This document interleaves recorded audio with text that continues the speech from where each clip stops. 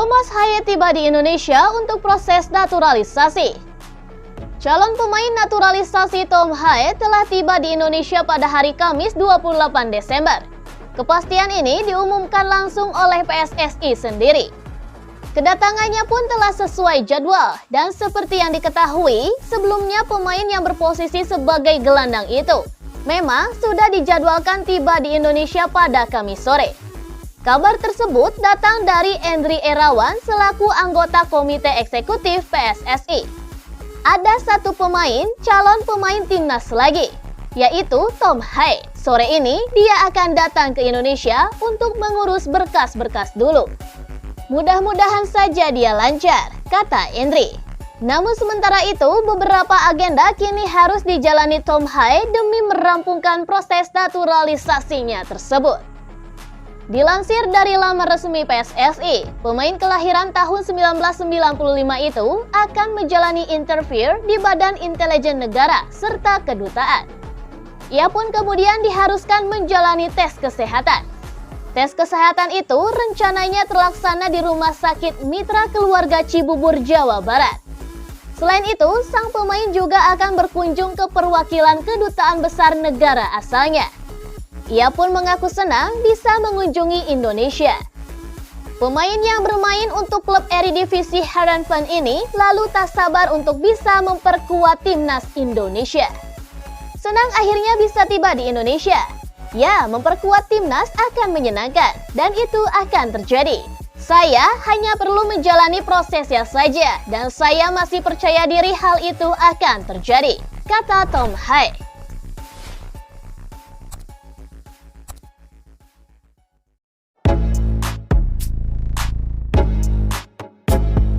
Parah, pelatih Sandy Walsh doakan timnas Indonesia gagal. Pelatih Kevin McClelland, Besnik Hasi, berharap timnas Indonesia tak melaju jauh di Piala Asia 2023 karena sangat membutuhkan Sandy Walsh.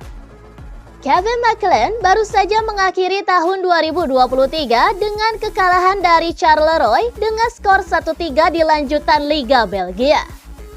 Kekalahan ini pun lantas membuat mereka berada di peringkat ke-10 sementara dan terancam hanya akan mengikuti playoff degradasi. Hal ini pun membuat pelatih mereka, Besnik Hasi, membutuhkan seluruh pemain untuk perbaikan di putaran kedua termasuk Sandy Walsh. Setelah laga melawan Charleroi, Sandy Walsh pun akan bergabung ke training center timnas Indonesia untuk persiapan Piala Asia. Dan ia pun akan melewatkan evaluasi bersama Kevin McClelland juga beberapa pertandingan pada Januari mendatang. Selain Sandy, ada juga Mori Konate yang juga harus membela Guinea di Piala Afrika 2024. Kita akan kehilangan dua pemain penting, Sandy dan Konate, kata Besnik Hasi dilansir dari QVA. Kami pun harus mencari solusinya karena mereka akan absen di pertandingan melawan AAJ. Saya hanya bisa berharap mereka, timnas Indonesia, tidak melaju ke babak berikutnya, tambahnya. Sandy dan Konate sendiri akan absen dalam pemusatan latihan Kevin McClelland yang digelar di Spanyol pada bulan Januari nanti. Dan di sana mereka akan menggelar latihan hingga 12 Januari dan melewati satu laga uji coba melawan Hertha BSC.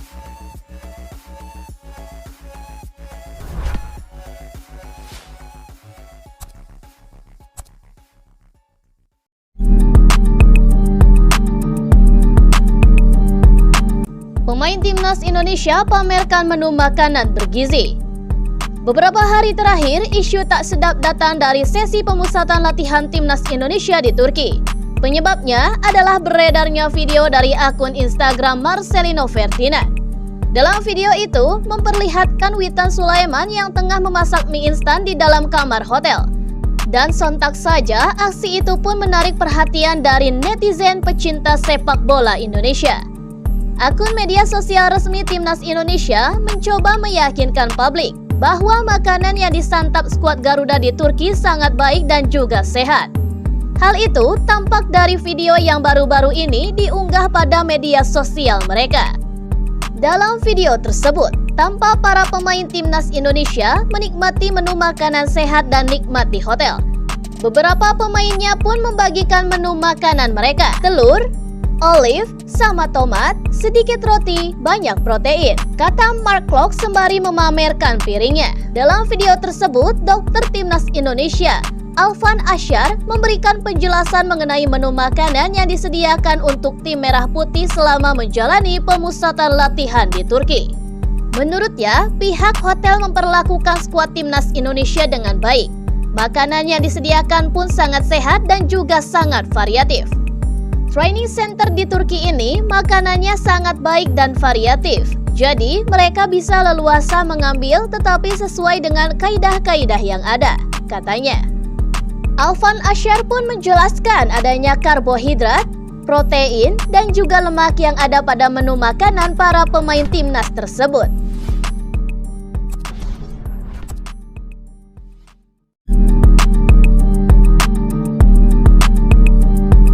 Jai Idjes rampung jalani sumpah sebagai WNI. Jai Idjes resmi mengantongi status warga negara Indonesia pada hari Kamis 28 Desember pagi waktu Indonesia Barat setelah menjalani sumpah setia. Meskipun begitu, ia tidak bisa membela timnas Indonesia di Piala Asia nanti. Proses pengambilan sumpah pewarganegaraannya ini dilakukan di kantor wilayah atau Kakanwil Kemenkumham DKI Jakarta. Dan ia pun datang ke acara tersebut dengan memakai jas hitam dan juga peci.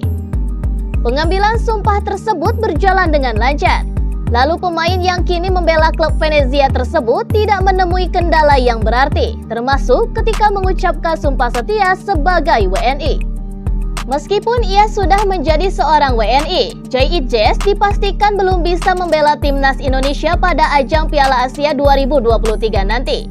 Sebab proses pendaftaran pemain sudah ditutup pada 12 Desember yang lalu.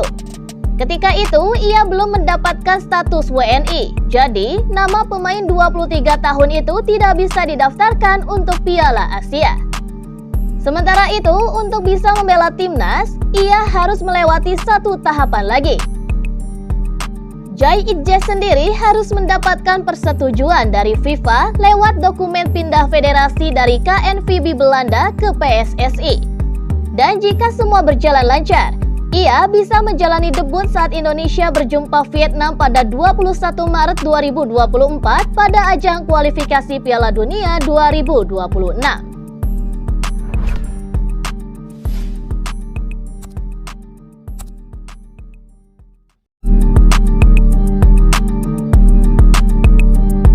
Satu kiper tim Eropa akan segera jalani sumpah WNI.